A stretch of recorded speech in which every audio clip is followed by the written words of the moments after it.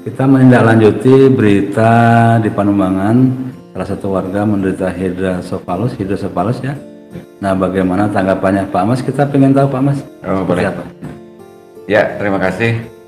Jadi menyangkut permasalahan masyarakat, khususnya orang-orang yang sakit dan mereka masuk pada kategori miskin, itu memang ada programnya banyak, bantuan untuk pengobatan. Tapi secara prosedural itu harus diajukan atau dikirim oleh pengajuannya oleh UPJ tingkat desa dan pemerintah desa. Jadi oleh karena itu kami menghimbau UPJ tingkat desa dan pemerintahan desa supaya lebih proaktif dalam memfasilitasi, membantu permasalahan-permasalahan masyarakat miskin yang membutuhkan khususnya bantuan biaya pengobatan. Tetapi terkait dengan wilayah kecamatan Panumbangan, ini di Panumbangan karena Panumbangan ini sudah selangkah lebih maju UPJ kecamatannya, di mana mereka mengkoordinir infak-infak dari berbagai desa di sekecamatan Panumbangan.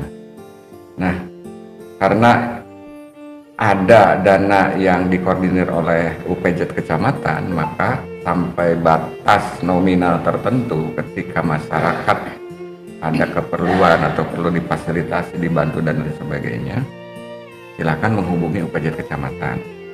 Nanti kalau sekiranya memang membutuhkan dana yang agak lebih, UPJ kecamatan otomatis akan membawanya ke Basnas.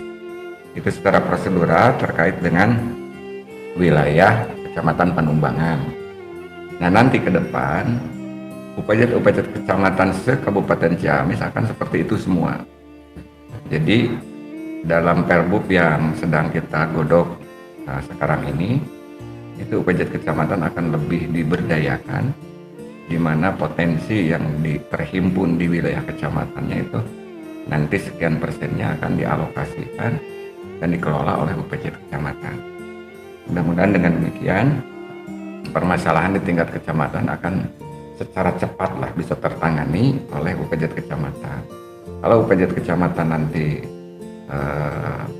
merasa di luar kemampuannya atau di luar kapasitasnya, baru mereka akan berkoordinasi dengan Basnas. Begitu barangkali. Dasar hukumnya Pak? Sekarang Perbubnya sedang digodok, belum kelar.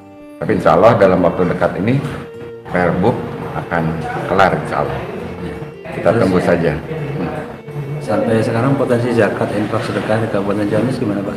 Luar biasa besar, bahkan kalau ukurnya penghimpunan desa saja sekarang ini desa-desa atau UPJ desa binaan Basnas itu sudah banyak yang penghimpunan per bulannya belasan juta.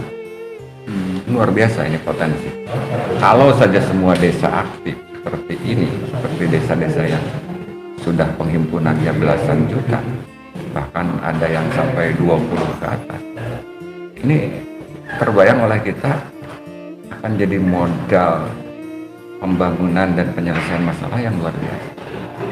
Ciamis yang mandiri, Ciamis yang sejahtera untuk semua itu akan cepat terwujud kalau UPJ ini berdaya semua di semua desa. Karena itu kami Basnas Kabupaten Ciamis sedang terus untuk memberdayakan semua desa yang sampai hari ini baru ada sekitar 120 desaan yang sudah aktif, sudah rutin melakukan pengelolaan potensi JIS di tingkat desa. Saya harap ini terus dikembangkan ke desa-desa lain, terutama yang sampai hari ini UPJ-nya masih belum bergerak pasif. Secara prinsip kita harus sadar semua bahwa permasalahan Kabupaten Ciamis ini terjadi di desa. Apapun itu. Iya. Apapun itu terjadi di desa. Nah, kalau desanya kita berdayakan, UPJ desanya, otomatis dengan sendirinya permasalahan itu akan secara cepat dan mudah untuk difasilitasi dibantu oleh UPJ desa, sehingga masalah tidak harus mencuat sampai ke kabupaten. Hmm. Itu intinya.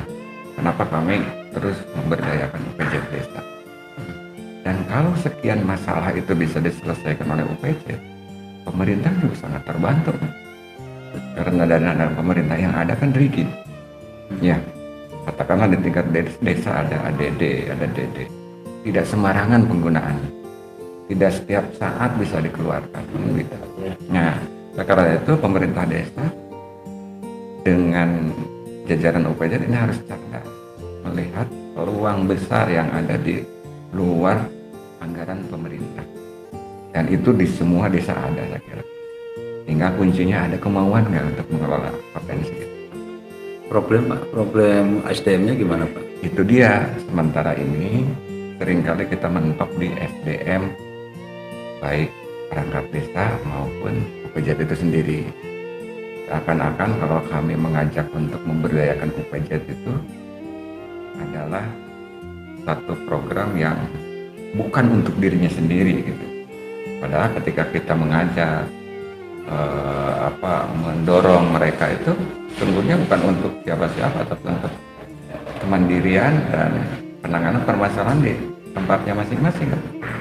Itu intinya. Nah, lalu masih ada juga mindset pemikiran bahwa UPJ itu sosoknya harus orang tua, kiai dan seterusnya.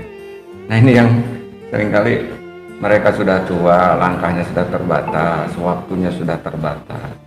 Justru kami harapkan UPJ sekarang ini tampil anak-anak muda yang progresif. Iya, yang mengerti bahkan mengikuti perkembangan IT, perkembangan teknologi dan lain sebagainya, itu yang saya harapkan, sehingga inovasinya nanti akan lebih cepat gitu kalau anak muda yang mengelola atau terlibat di UPJ. Harapan kami. Ya, berarti memang kesan itu harus dirubah ya Pak ya? Harus. Jadi mulai pertama UPJ itu sejak lama kan ada, tetapi mindsetnya hanya bekerja setahun sekali ngurus zakat fitrah. Nah, itu pertama yang harus dirubah paradigma. UPJ itu harus bekerja terus menerus bagaimana baiknya.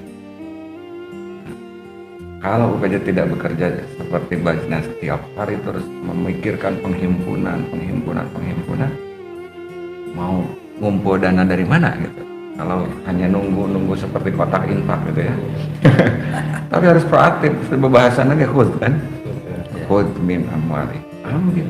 Artinya itu mengandung pengertian harus aktif. Harus ada upaya yang proaktif, terstruktur, terorganisir dalam rangka mengambil, menjemput dan mengajak bahwa permasalahan yang kompleks di desa itu di sisi lain ada potensi untuk penanganan permasalahan itu. Atas aturan Allah gitu. Innamal usri yusra. Di mana ada kesulitan di situ ada kemudahan. Di mana ayat tanyakan di dinya oge ayat kudunan. Nah, permasalahannya hanya satu. Ada nggak kemauan untuk mengelola potensi ini sehingga supaya efektif bisa mengatasi permasalahan yang ada. Itu kuncinya. Oke, terima kasih Ya. Pak Ahmad.